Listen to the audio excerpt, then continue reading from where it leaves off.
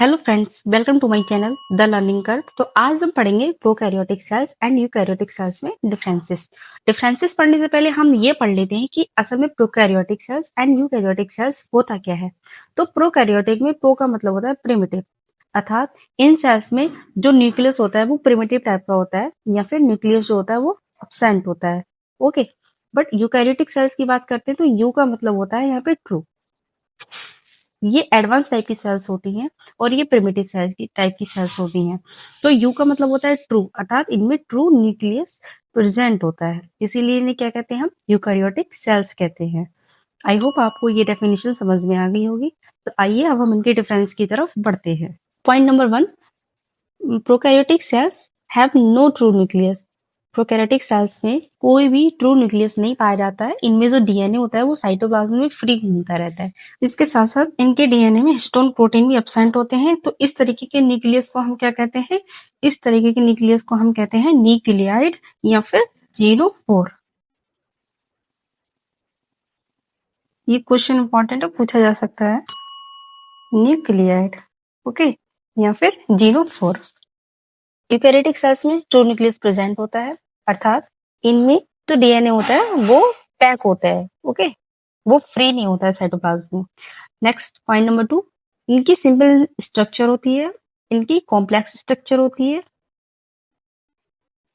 Next अगर हम इनकी साइज की बात करते हैं तो प्रोकैरियोटिक सेल्स जो होती हैं वो साइज में स्मॉल होती हैं, यूजुअली 0.1 से 5 माइक्रोमीटर तक होता है इनका साइज।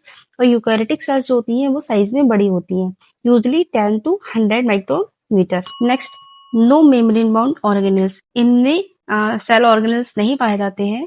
लेकिन यूकैरियोटिक सेल्स की बात करते हैं तो मेम्ब्रेन बाउंड ऑर्गेनेल्स पाए जाते हैं, like mitochondria, Golgi body, endoplasmic reticulum, lysosome और भी बहुत सारे होते हैं। तो ये सारे यूकैरियोटिक सेल्स में हमें देखने को मिलते हैं, जबकि प्रोकैरियोटिक सेल्स में हमें देखने को नहीं मिलते। नेक्स्ट, ये मोस्टली यूनिसेलुलर होते हैं, अर्थात सिंगल सेल के ऑर्गेनिजम्स में पाए जाते हैं। ये यूनिसेलुलर भी हो सकते हैं और मल्टीसेलुलर भी हो सकते हैं। प्रोकैरियोटिक सेल्स जो होती हैं उनमें रिप्रोडक्शन जो होता है वो मेनली बाइनरी फिजन के द्वारा होता है। और अगर हम यूकैरियोटिक सेल्स में रिप्रोडक्शन की बात करते हैं तो वहाँ माइटोसिस भी होता है और मियोसिस से भी रिप्रोड्यूस करते हैं। ठीक, एग्जाम्पल्स की अगर हम बात करें तो प्रोकैरियोटिक्स का एग्जाम्पल क्या होता है, bacteria, cyanobacteria and archaebacteria.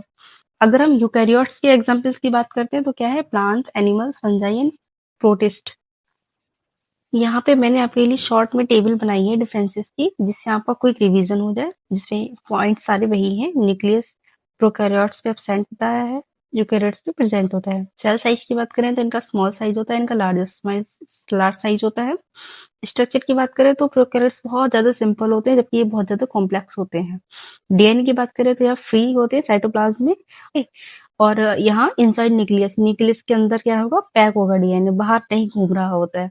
Membrane bound organelles जो है वो प्रोकैरियोट्स में एब्सेंट होते हैं और यहाँ पे प्रेजेंट होते हैं। राइबोसोम्स की अगर हम बात करें तो यहाँ स्मॉलर साइज का राइबोसोम पाया जाता है या लार्जर साइज का पाया जाता है, मतलब यहाँ 70S पाया जाएगा या 80S पाया जाता है। ओके, सेल डिवीजन की बात करें या रिप्रोडक्शन की बात करें तो यहाँ बाइंड डिफ्यूजन होता है या माइटोसिस या फिर मियोसिस होता है।